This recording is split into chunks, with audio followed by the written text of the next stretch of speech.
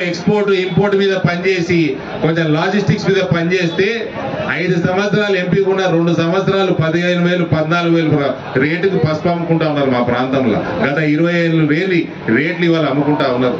కొంచెం పనిచేస్తే ఎంపీగా నువ్వు ప్రభుత్వం ఉన్నావు, ముఖ్యమంత్రి ఉన్నావు, నీకు there is a will there is a way అన్నట్టు, మనసుంటే మార్గం ఉంటుంది అన్నట్టు దయచేసి మనసు ఉంచుకో. రైతుల మీద, రైతుల భవిష్యత్తు కోసం పనిచేయండి. మంచి పాలసీలు తీసుకురండి, మంచి పంటలు తీసుకురండి, మంచి విధానాలు తీసుకురండి.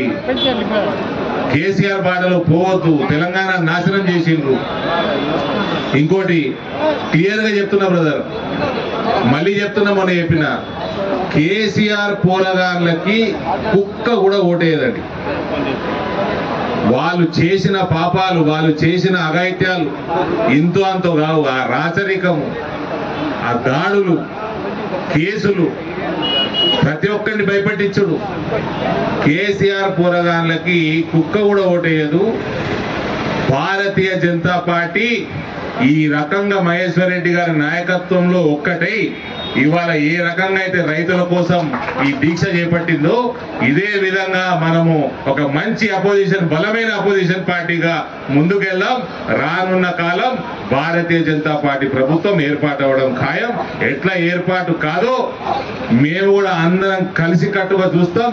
తప్పనిసరిగా పెద్ద మెజారిటీ తోటి ఈసారి భారతీయ జనతా పార్టీ ప్రభుత్వం తీసుకురావడానికి మేమందరం కలిసికట్టుగా ముందుకు పోతాం. మరోసారి మహేశ్వర్ రెడ్డి గారికి మనస్ఫూర్తిగా శుభాకాంక్షలు తెలియజేస్తా ఉన్నాను. ధన్యవాదాలు. భారత్ మాతాకి. సామంతలు ప్రజలందరూ మా బానిసలు. ఈ రకమైన దౌర్భాగ్యపు అరాచక పాలన, రాచరికం పాలన కేసీఆర్ కొనసాగించిన విషయం మనకు తెలిసిందే. వాళ్ళు చెప్పినట్టే వినాలి. ఎవరు మాట్లాడవద్దు. మాట్లాడిన వాళ్ళ మీద దాడులు, కార్ల మీద, ఇండ్ల మీద దాడులు, అదేదో పూర్తి స్థాయిలో దొరల పాలన మనం 9 సంవత్సరాలు చూసి అందులో లాస్ట్ 5 years మాత్రం పూర్తిగా ప్రజాకంటక పాలన, ప్రజా వ్యతిరేక పాలన చూసినందుకు వాళ్ళకి ప్రజలు కర్రుగాల్చి వాత పెట్టి వాళ్ళని గద్దె నింపి ఈ కాంగ్రెస్ వాళ్ళని గద్దెనెక్కించారు. ఇక వీళ్ళు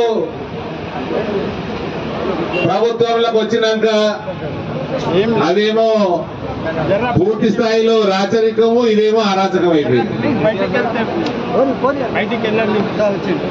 ఎవరి ఇల్లు ఎప్పుడు కోల్పోతుందో తెలియదు. నోటీసులు లేవు, సమయం ఇచ్చేది లేదు. తుర్కోళ్ళకో న్యాయం, తెలుగులకో న్యాయం, చుట్టాలకో న్యాయం, సామాన్యుడికో న్యాయము. సామాన్యుడు ఇల్లు అయితే క్షణాలలో కోల్పోతుంది. ఇక ఓల్డ్ సిటీల